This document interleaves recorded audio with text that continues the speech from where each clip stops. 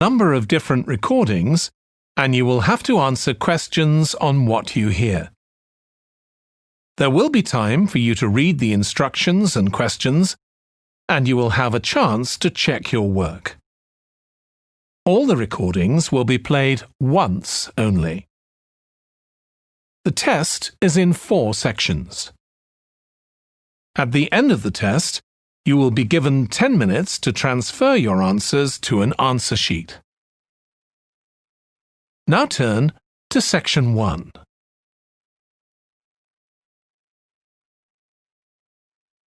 Section 1. You will hear a woman phoning the secretary of a cycling club to find out about becoming a member. First, you have some time to look at questions 1 to 6.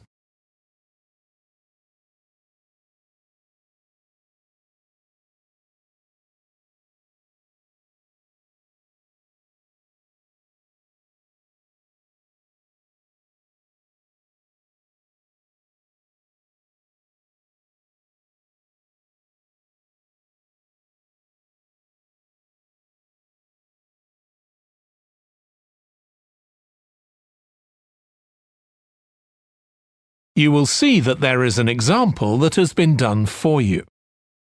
On this occasion only, the conversation relating to this will be played first. Hello, South City Cycling Club. Oh, hi. I want to find out about joining the club. Right, I can help you there. I'm the club secretary and my name's Jim Hunter. Oh, hi, Jim. The club secretary's name is Jim Hunter, so Hunter has been written in the space. Now we shall begin. You should answer the questions as you listen because you will not hear the recording a second time. Listen carefully and answer questions 1 to 6. Hello, South City Cycling Club. Oh, hi. I want to find out about joining the club. Right, I can help you there. I'm the club secretary and my name's Jim Hunter. Oh, hi, Jim. So, are you interested in membership for yourself? That's right. Okay, well, there are basically 2 types of adult membership. If you're pretty serious about cycling, there's the full membership. That costs $260, and that covers you not just for ordinary cycling, but also for races both here in the city and also in other parts of Australia. Right. Well, I'm not really up to that standard. I was more interested in just joining a group to do some cycling in my free time. Sure, that's why most people join. So in that case, you'd be better with the recreational membership. That's $108 if you're over 19 and $95 if you're under. I'm 25. Okay. It's paid quarterly and you can upgrade it later to the full membership if you want to, of course. Now, both types of membership include the club fee of $20. They also provide insurance in case you have an accident, though we hope you won't need that, of course. No. Okay, well, I'll go with the recreational membership, I think, and that allows me to join in the club activities and so on? That's right. And once you're a member of the club, you're also permitted to wear our kit when you're out cycling. It's green and white. Yes, I've seen cyclists wearing it. So can I buy that at the club? No, it's made to order by a company in Brisbane. You can find them online. They're called Jerry's. That's Jerriz. You can use your membership number to put in an order on their website. Okay. Now, can you tell me a bit about the rides I can do? Sure. So we have training rides pretty well every morning, and they're a really good way of improving your cycling skills as well as your general level of fitness. But they're different levels. Level A is pretty fast. You're looking at about 30 or 35 kilometres an hour. If you can do about 25 kilometres an hour, you'd probably be level B. And then level C are the novices who stay at about 15 kilometres per hour. Right. Well, I reckon I'd be level B. So when are the sessions for that level? There are a couple each week. They're both early morning sessions. There's one on Tuesdays, and for that one you meet at 5:30 a.m, and the meeting point's the stadium. Do you know where that is? Yes, it's quite near my home, in fact. OK, and how about the other one? That's on Thursdays. It starts at the same time, but they meet at the main gate to the park. Is that the one just past the shopping mall? That's it. Before you hear the rest of the conversation, you have some time to look at questions 7 to 10.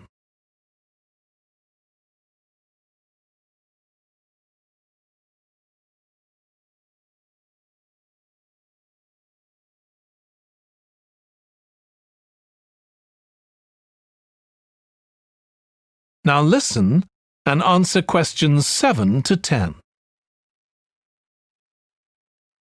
So how long are the rides? They're about an hour and a half, so if you have a job, it's easy to fit in before you go to work. And the members often go somewhere for coffee afterwards, so it's quite a social event. OK, that sounds good. I've only just moved to the city, so I don't actually know many people yet. Well, it's a great way to meet people. And does each ride have a leader? Sometimes, but not always. But you don't really need one. The group members on the ride support one another anyway. How would we know where to go? If you check the club website, you'll see that the route for each ride is clearly marked. So you can just print that out and take it along with you. It's similar from one week to another, but it's not always exactly the same. And what do I need to bring? Well, bring a bottle of water and your phone. You shouldn't use it while you're cycling, but have it with you. Right. And in winter, it's well before sunrise when we set out, so you need to make sure your bike's got lights. That's OK. Well, thanks, Jim. I'd definitely like to join. So what's the best way of going about it? You can... That is the end of section 1. You now have half a minute to check your answers.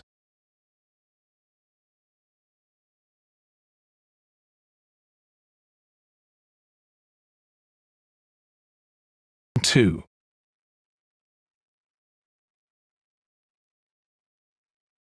Section 2.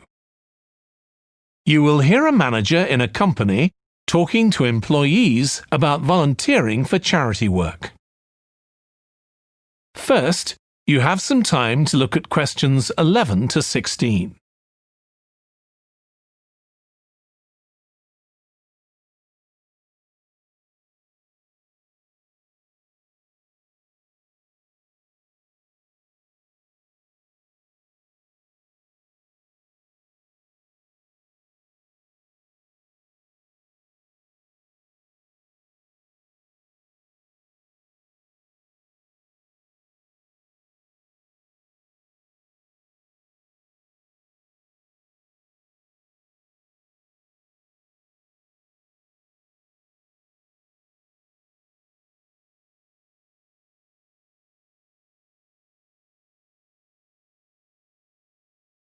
Now listen carefully and answer questions 11 to 16.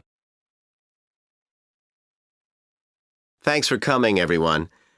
Okay, so this meeting is for new staff and staff who haven't been involved with our volunteering projects yet. So, basically, the idea is that we allow staff to give up some of their work time to help on various charity projects to benefit the local community. We've been doing this for the last 5 years, and it's been very successful. Participating doesn't necessarily involve a huge time commitment. The company will pay for 8 hours of your time. That can be used over 1 or 2 days all at once, or spread over several months throughout the year. There are some staff who enjoy volunteering so much, they also give up their own free time for a couple of hours every week. It's completely up to you. Obviously, many people will have family commitments and aren't as available as other members of staff. Feedback from staff has been overwhelmingly positive. Because they felt they were doing something really useful, nearly everyone agreed that volunteering made them feel more motivated at work. They also liked building relationships with the people in the local community and felt valued by them. One or two people also said it was a good thing to have on their CVs. One particularly successful project last year was the Get Working project. This was aimed at helping unemployed people in the area get back to work. Our staff were able to help them improve their telephone skills, such as writing down messages and speaking with confidence to potential customers, which they had found quite difficult. This is something many employers look for in job applicants, and something we all do without even thinking about every day at work. We've got an exciting new project starting this year. Up until now, we've mainly focused on projects to do with education and training. And we'll continue with our reading project in schools and our work with local charities. But we've also agreed to help out on a conservation project in Redfern Park. So if any of you fancy being outside and getting your hands dirty, this is the project for you. I also wanted to mention the annual Digital Inclusion Day, which is coming up next month. The aim of this is to help older people keep up with technology. And this year, instead of hosting the event in our own training facility, we're using the ICT suite at Hill College, as it can hold far more people. We've invited over 60 people from the Silver Age Community Center to take part, so we'll need a lot of volunteers to help with this event. If you're interested in taking part, please go to the volunteering section of our website and complete the relevant form. We won't be providing any training for this, but you'll be paired with an experienced volunteer if you've never done it before. By the way, don't forget to tell your manager about any volunteering activities you decide to do. Before you hear the rest of the talk, you have some time to look at questions 17 to 20.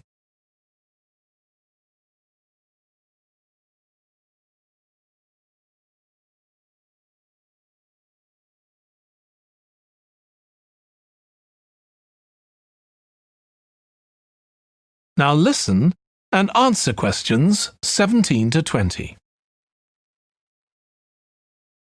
The participants on the Digital Inclusion Day really benefited. The majority were in their 70s, though some were younger, and a few were even in their 90s. Quite a few owned both a computer and a mobile phone, but these tended to be outdated models.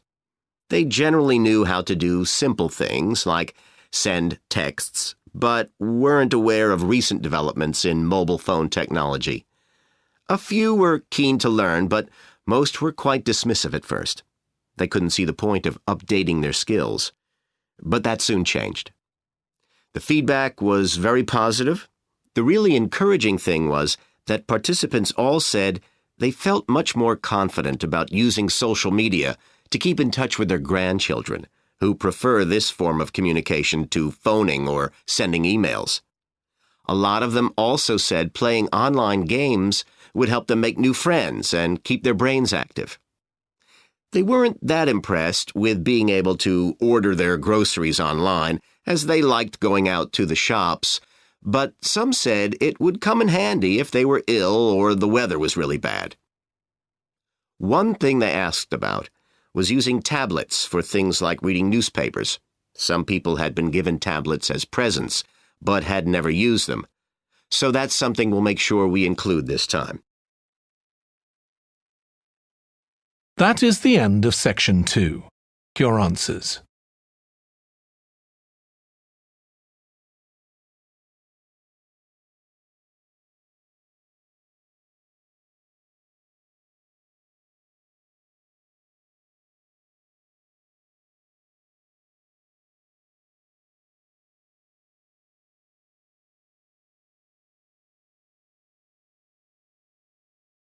Now turn to Section 3.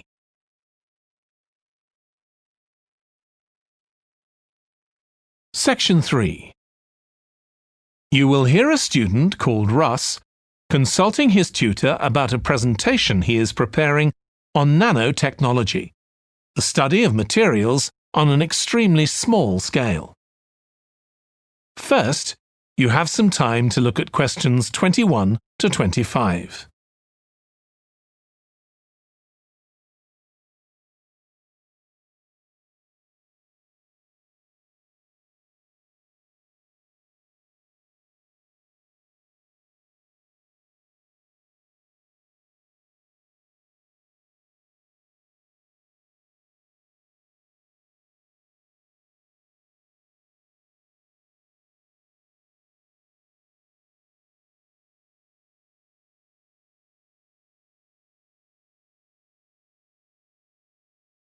Now listen carefully and answer questions 21 to 25. Come in, Russ. Thank you.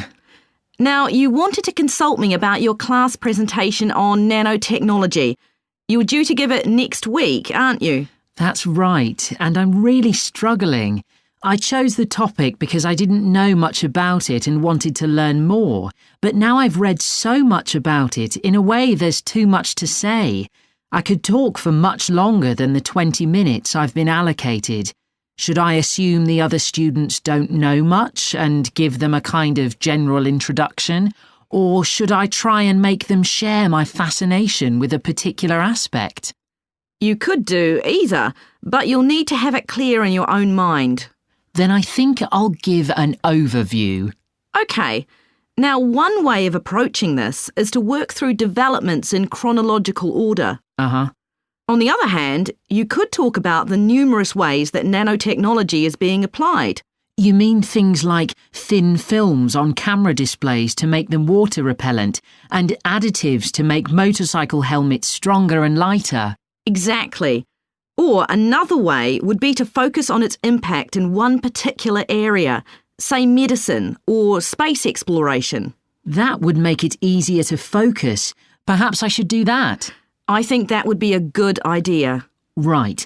How important is it to include slides in the presentation? They aren't essential by any means, and there's a danger of tailoring what you say to fit whatever slides you can find. While it can be good to include slides, you could end up spending too long looking for suitable ones. You might find it better to leave them out. I see. Another thing I was wondering about was how to start. I know presentations often begin with, first I'm going to talk about this, and then I'll talk about that.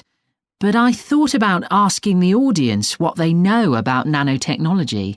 That would be fine if you had an hour or two for the presentation, but you might find that you can't do anything with the answers you get, and it simply eats into the short time that's available. So maybe I should mention a particular way that nanotechnology is used to focus people's attention. That sounds sensible. What do you think I should do next? I really have to plan the presentation today and tomorrow. Well, initially, I think you should ignore all the notes you've made, take a small piece of paper and write a single short sentence that ties together the whole presentation. It can be something as simple as, nanotechnology is already improving our lives. Then start planning the content around that. You can always modify that sentence later if you need to. OK. Before you hear the rest of the discussion, you have some time to look at questions 26 to 30.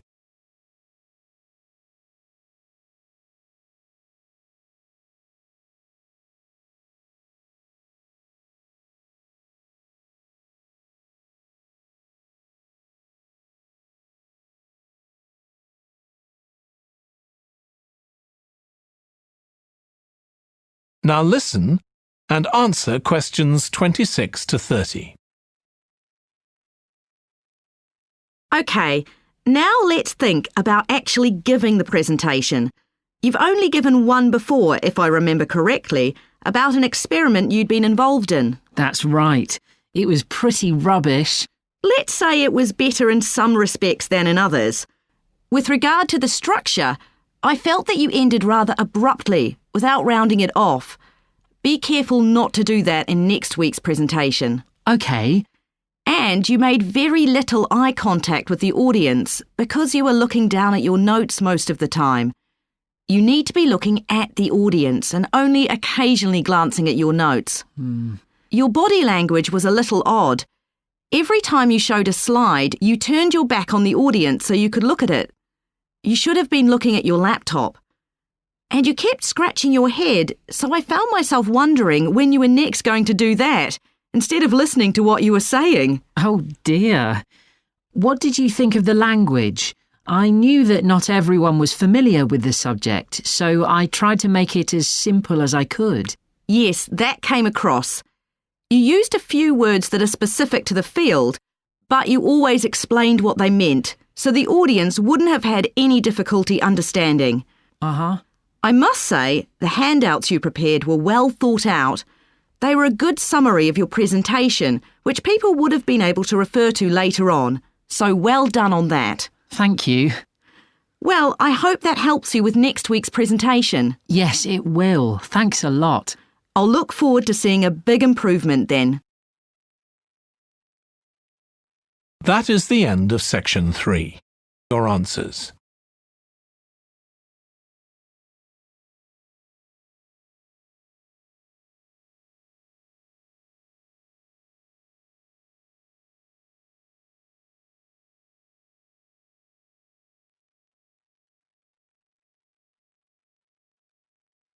Section 4.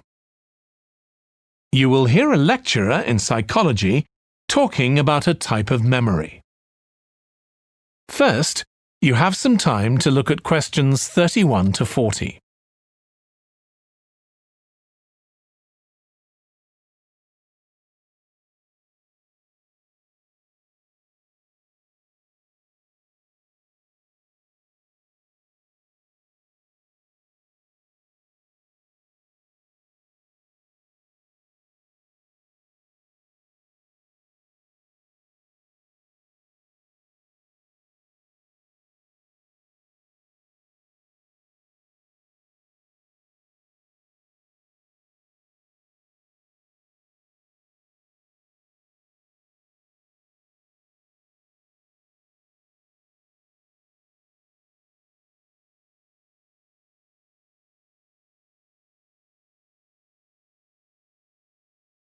Now listen carefully and answer questions 31 to 40.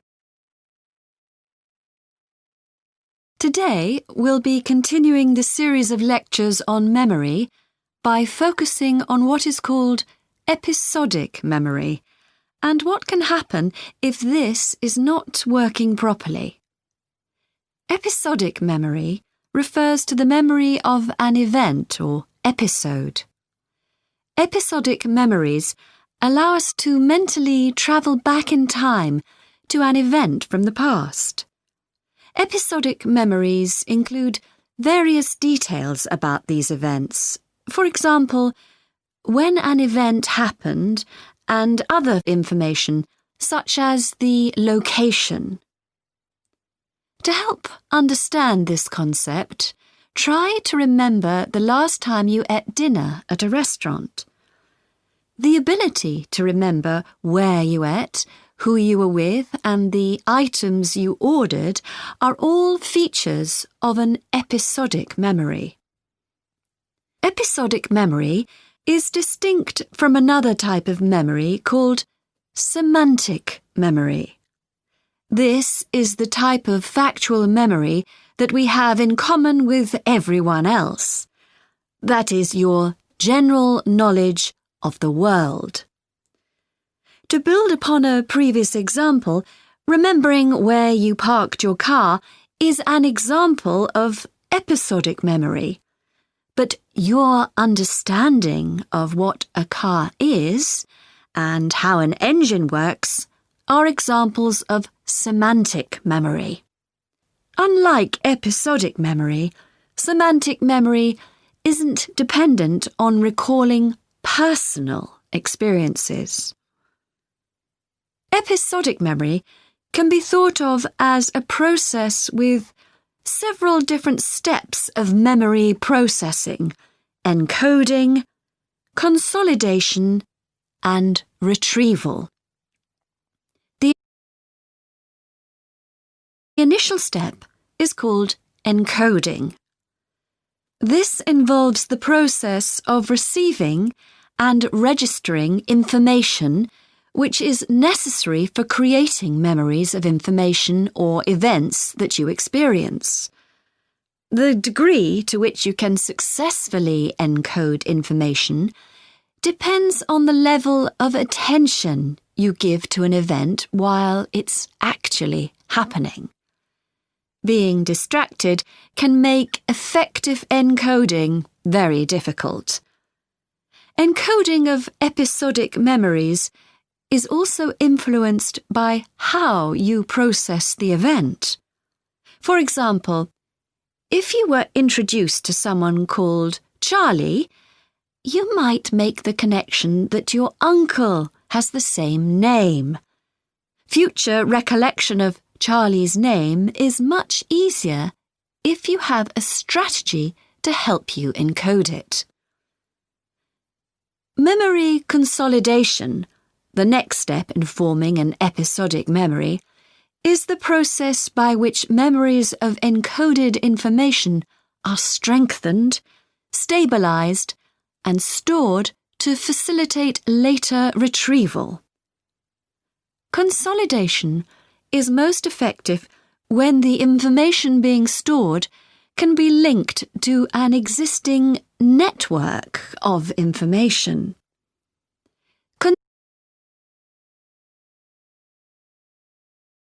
Consolidation makes it possible for you to store memories for later retrieval indefinitely.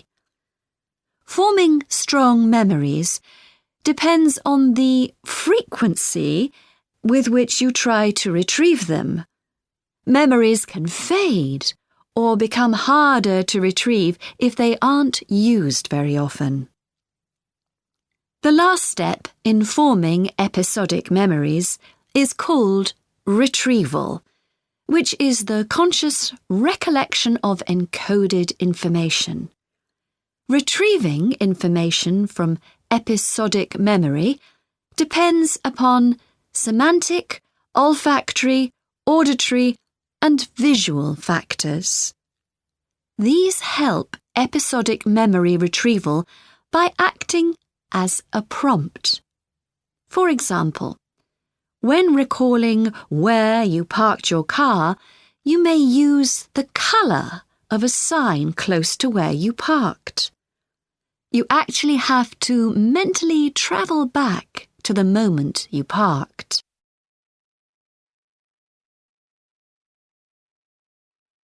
There are a wide range of neurological diseases and conditions that can affect episodic memory. These range from Alzheimer's to schizophrenia to autism. An impairment of episodic memory can have a profound effect on individuals' lives. For example, the symptoms of schizophrenia can be reasonably well controlled by medication. However, patients' episodic memory may still be impaired, and so they are often unable to return to university or work. Recent studies have shown that computer-assisted games designed to keep the brain active can help improve their episodic memory. Episodic memories can help people connect with others, for instance by sharing intimate details about their past, something individuals with autism often have problems with. This may be caused by an absence of a sense of self. This is essential for the storage of episodic memory and has been found to be impaired in children with autism.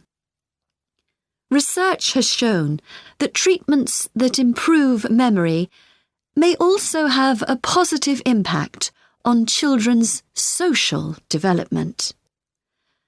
One study looked at That is the end of section 4. You now have half a minute to check your answers.